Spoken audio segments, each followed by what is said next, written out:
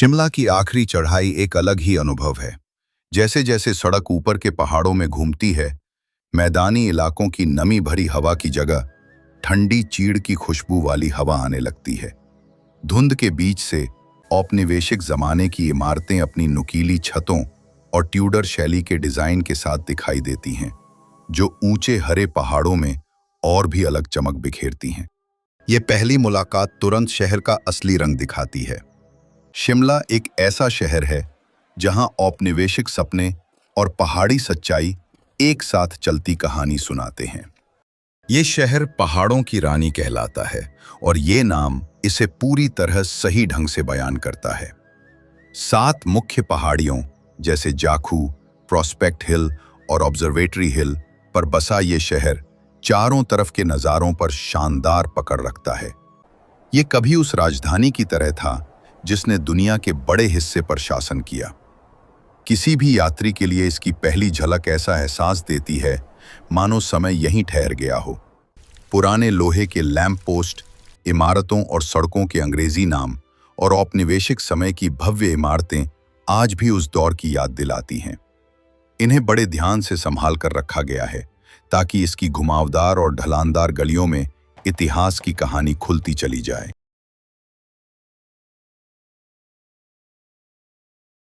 18वीं सदी में जहां आज शिमला है, वहां घना जंगल फैला हुआ था। सभ्यता के नाम पर बस पुराना जाखू मंदिर और कुछ छोटे छोटे गांव थे। इस जगह का नाम देवी श्यामला के नाम पर पड़ा, जो काली माता का एक रूप मानी जाती हैं। यहाँ का शांत माहौल 1814 से 16 के एंग्लो नेपाली युद्ध से बदल गया, जब ब्रिटिश ईस्ट इंडिया कंपनी इस क्षेत्र में पहुंची। गोरखा सेना को हराने के बाद अंग्रेजों ने सुगौली संधि के तहत इस इलाके पर अधिकार कर लिया। यहाँ की ठंडी जलवायु अंग्रेजों के लिए सबसे बड़ी वजह बनी। मैदानी भारत की झुलसाने वाली और बीमारियों से भरी गर्मियों से थके ब्रिटिश अधिकारियों को शिमला की हवा में अपने देश की याद और सुकून मिला। 1819 में लेफ्टिनेंट रॉस ने पहला ब्रिटिश घर बनाया, जो लकड़ी का छोटा सा कॉटेज था। फिर 1822 में चार्ल्स प्रैट कैनेडी ने यहाँ पहला पक्का घर बनवाया। ब्रिटेन जैसी जलवायु की चर्चा फैल गई और 1826 तक अधिकारी यहाँ छुट्टियां बिताने आने लगे। 1827 में गवर्नर जनरल विलियम एमहर्स्ट के दौरे ने इस शहर को एक पसंदीदा ठिकाने के रूप में मान्यता दिला दी। एक शांत पहाड़ी कस्बे से साम्राज्य के प्रशासनिक केंद्र बनने की प्रक्रिया 1864 में पूरी हुई, जब वाइसराय जॉन लॉरेंस ने शिमला को ब्रिटिश भारत की आधिकारिक ग्रीष्मकालीन राजधानी घोषित किया। इस फैसले के साथ एक बड़ा काम हर साल होने लगा। पूरा सरकारी तंत्र कलकत्ता से 1600 किलोमीटर दूर शिमला शिफ्ट किया जाने लगा। ये सिर्फ अमीर वर्ग की छुट्टियां मनाने की जगह नहीं थी, बल्कि यहाँ वाइसराय का दरबार लगता था, सेना की कमान चलती थी और हजारों अफसर व उनके परिवार रहते थे। इस काम को आसान बनाने में हिंदुस्तान तिब्बत सड़क ने बड़ी भूमिका निभाई, जिसका निर्माण 1850 में शुरू हुआ और 1860 तक ये शिमला पहुंच गई।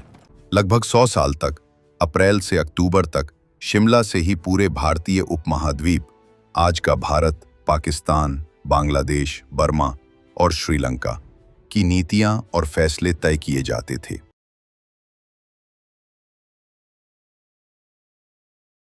शिमला सत्ता और आनंद का केंद्र था। ठंडी पहाड़ी हवा में राजनीतिक साजिशें घुली रहती थीं। यहाँ कई अहम औपनिवेशिक घटनाएं हुईं। 1906 का शिमला डिप्यूटेशन, 1914 का शिमला समझौता और 1945 का शिमला सम्मेलन, जिन्होंने उपमहाद्वीप के भविष्य को प्रभावित किया। ये वही जगह थी जहां से अंग्रेजों ने अफगान युद्धों जैसी सैन्य कार्रवाइयों की योजना बनाई और जहां अफगानिस्तान की सीमा ड्यूरंड लाइन तय की गई। राजनीतिक तनाव के बीच शिमला सामाजिक जीवन का भी गढ़ था। ये लिटिल इंग्लैंड बन चुका था, जहां अंग्रेज उच्च वर्ग ने अपने देश जैसी सुविधाएं और जीवन शैली रच ली थी। शहर का कैलेंडर पिकनिक पार्टियों, बॉल डांस, नाटक, शिकार और पोलो टूर्नामेंट से भरा रहता था। ये विवाह स्थल के तौर पर भी मशहूर था, जहां रिश्ते ढूंढे जाते थे और कई प्रेम प्रसंग और प्रतिस्पर्धाएं जन्म लेती थीं। अंग्रेजों के लिए शिमला केवल राजधानी नहीं, बल्कि एक मनोवैज्ञानिक सुरक्षा कवच था। उन्होंने भारत की जटिल वास्तविकताओं से दूरी बनाकर अपने लिए परिचित दुनिया तैयार की। ये दूरी ही आगे चलकर साम्राज्य की सबसे बड़ी कमजोरी साबित हुई। इस तरह शिमला से पलायन केवल गर्मी से बचने का नहीं, बल्कि भारत की हकीकत से भागने का प्रतीक भी था।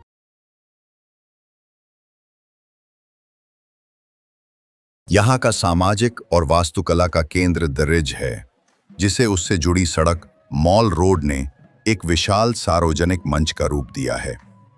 ये खुला और विस्तृत स्थल शहर की सभी सांस्कृतिक गतिविधियों का मुख्य केंद्र है, जो चारों ओर बर्फ से ढकी चोटियों के अद्भुत दृश्य प्रस्तुत करता है।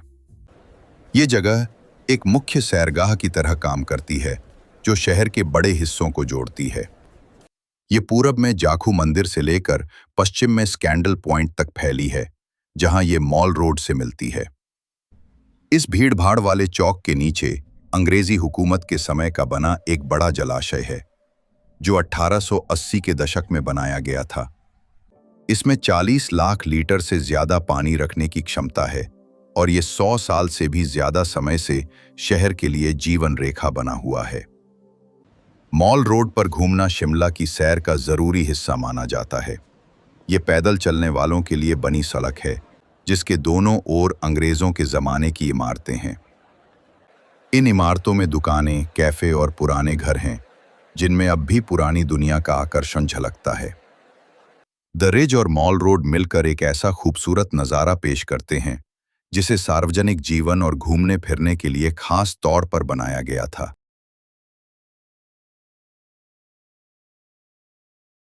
शिमला की पहचान उसकी पुरानी औपनिवेशिक इमारतों से होती है, जो बीते समय की कहानियां आज भी बयां करती हैं। द रिज और मॉल रोड के पास खड़ी क्राइस्ट चर्च 1857 में बनी, अपनी हल्की पीली दीवारों, ऊंची मीनारों और रंगीन कांच की खिड़कियों के साथ दूर से ही नजर आती है। इसके भीतर देश का सबसे बड़ा पाइप ऑर्गन और सुंदर भित्ति चित्र हैं, जो शहर की सांस्कृतिक विरासत को जीवंत बनाए रखते हैं। थोड़ी दूर पर ऑब्जर्वेटरी हिल पर स्थित वायसराय लॉज 1888 में ब्रिटिश वायसराय का आधिकारिक निवास था। यहां से भारत पर शासन चलता था और कई अहम निर्णय, जैसे देश के विभाजन से जुड़े फैसले, यहीं लिए गए। इस भव्य इमारत की ठोस दीवारें और मजबूत लकड़ी स्थानीय संसाधनों से बनी थीं, लेकिन इसके डिजाइन में ब्रिटिश शैलियों का प्रभाव स्पष्ट है। शिमला की अन्य इमारतें, जैसे Getty theatre, town hall, railway board building और सिविल सेक्रेटेरिएट भी शहर के सामाजिक और प्रशासनिक जीवन का हिस्सा रही हैं। इन इमारतों में ब्रिटिश विक्टोरियन, गॉथिक और ट्यूडर शैलियों का मेल स्थानीय देवदार की लकड़ी, पत्थर और पारंपरिक काटकुनी तकनीक के साथ हुआ है। इस तरह शिमला की वास्तुकला एक अनोखी एंग्लो हिमाचली शैली में ढली, जो विदेशी डिजाइन और स्थानीय परंपरा का सुंदर संगम है और पहाड़ों की गोद में अपनी कहानी बयां करती है।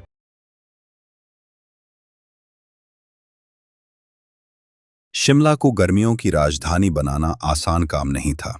पूरे सरकारी तंत्र को साल में 2 बार कठिन हिमालयी पहाड़ियों के पार ले जाना पड़ता था, और घोड़े और बैलगाड़ी से यात्रा न सिर्फ मुश्किल बल्कि लंबी भी थी। इसी चुनौती का हल ब्रिटिश साम्राज्य ने ढूंढा। कालका शिमला रेलवे। इसकी योजना तो 1847 में ही बनी थी, लेकिन असली काम 1891 में दिल्ली से कालका तक ब्रॉड गेज लाइन बनने के बाद शुरू हुआ। उस समय के वायसराय लॉर्ड कर्जन ने इस रेलमार्ग को मंजूरी दी और 1898 में नैरो गेज लाइन का निर्माण शुरू हुआ।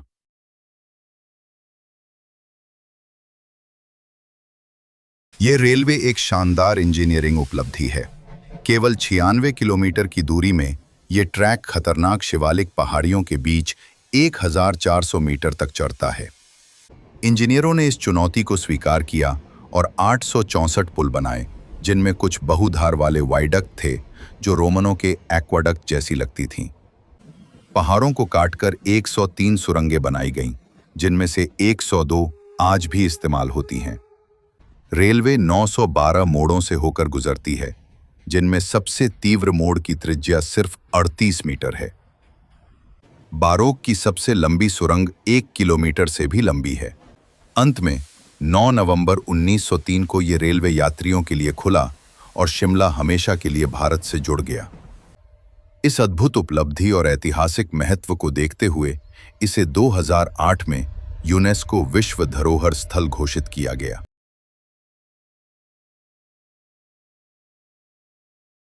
ये सफर केवल परिवहन से कहीं अधिक है। शिमला कलका रेलवे यात्री को शिमला के अनोखे माहौल के लिए तैयार करती है। ये यात्रा हरियाणा के पंचकुला जिले के कलका शहर से शुरू होती है, जो हिमालय की तलहटी में स्थित है।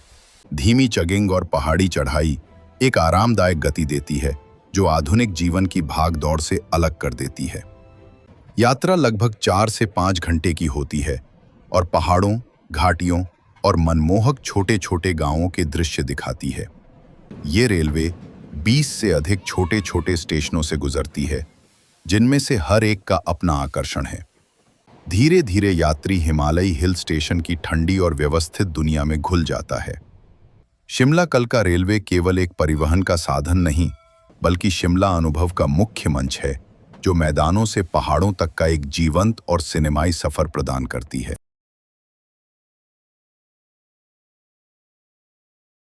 शिमला शहर पहाड़ों के आकार के अनुसार बसा है। ये किसी मैदान पर नहीं, बल्कि एक अर्धचंद्राकार पर्वत श्रृंखला और उसके आसपास के शिखरों जाखू, प्रॉस्पेक्ट और एलिजियम पर फैला हुआ है। इसलिए शिमला की सड़कें ढलान वाली, गलियां घुमावदार और सीढ़ियां कई स्तरों पर बनी हैं और इमारतें पहाड़ियों से चिपकी हुई दिखाई देती हैं। शिमला हिमालय के दक्षिण पश्चिमी हिस्से में स्थित है और बड़े पर्वतों से घिरा हुआ है। दक्षिण में शिवालिक पर्वत हैं, जबकि उत्तर पूर्व में पिर पंजाल और धौलाधार की बर्फ से ढकी चोटियां खूबसूरत दृश्य पेश करती हैं।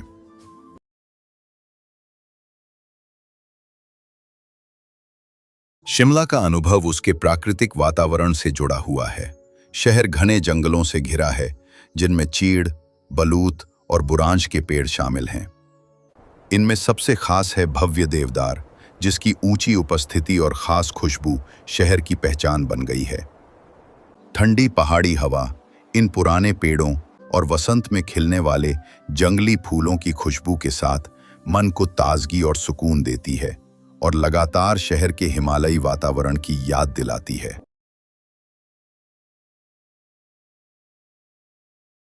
शिमला का मिजाज हर साल बदलते मौसम से तय होता है और हर मौसम इसे नया रूप देता है।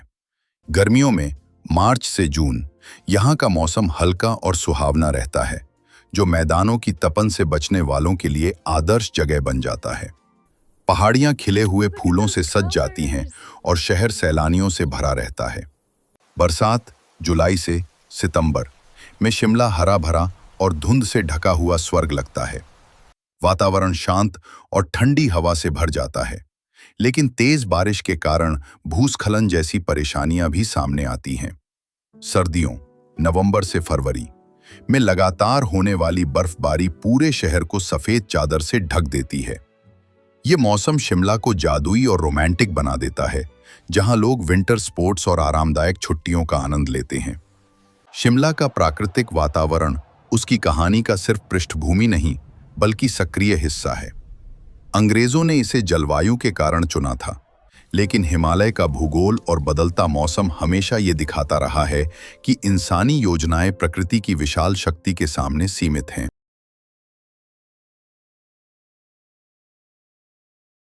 शिमला की औपनिवेशिक इमारतें जो दरिज पर बनी हैं, इसके आधिकारिक इतिहास का प्रतीक हैं। दरिज शहर का खुला मैदान है, जहां सांस्कृतिक कार्यक्रम और मेलजोल होते हैं। इसके विपरीत नीचे के रौनक भरे बाजार शिमला की असली आत्मा को दिखाते हैं। इनमें लक्खर बाजार सबसे खास है, एक संकरी घुमावदार गली जो हिमाचली शिल्पकला की पहचान है। इसे 1 सदी से भी पहले होशियारपुर से आए सिख बढ़इयों ने बसाया था, जो देवदार और अखरोट की लकड़ी पर नक्काशी की कला लाए थे। आज भी यहाँ छड़ियाँ, खिलौने, सजावटी और घरेलू सामान जैसे लकड़ी के हस्तशिल्प मिलते हैं। ताज़ी तराशी देवदार की खुशबू और पुरानी लकड़ी की दुकानों की झलक इस परंपरा को आज भी जिंदा रखती है।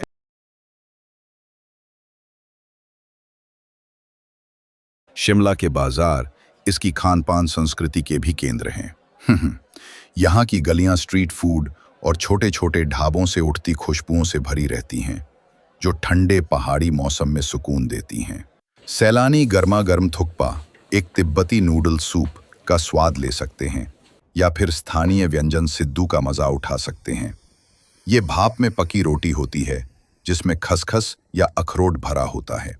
गर्मियों में भुना मक्का और साथ ही यहाँ मिलने वाले स्थानीय अचार, मुरब्बे और मसाले इस क्षेत्र के अनोखे स्वाद को और भी खास बना देते हैं।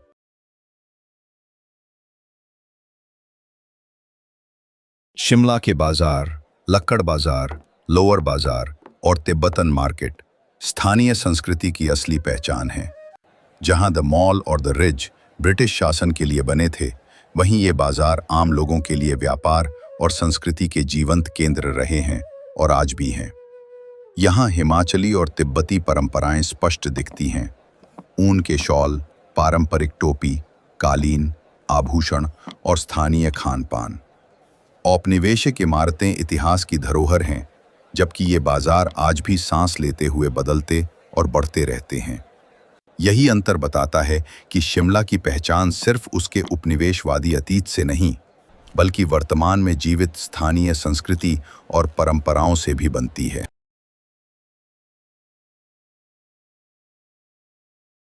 शिमला का असली आकर्षण उसके भीतर छिपे द्वंद्व में है। यहाँ अलग अलग दौर और संस्कृतियाँ सिर्फ इतिहास की परतें नहीं, बल्कि साथ साथ मौजूद हैं और निरंतर संवाद करती दिखती हैं। द मॉल की चौड़ी सड़क पर चलते हुए कोई क्राइस्ट चर्च और टाउन हॉल की औपनिवेशिक भव्यता देख सकता है, तो कुछ ही कदम नीचे लोअर बाजार की तंग गलियों में पहुंचकर जीवंत हिमाचली जीवन का अनुभव कर सकता है।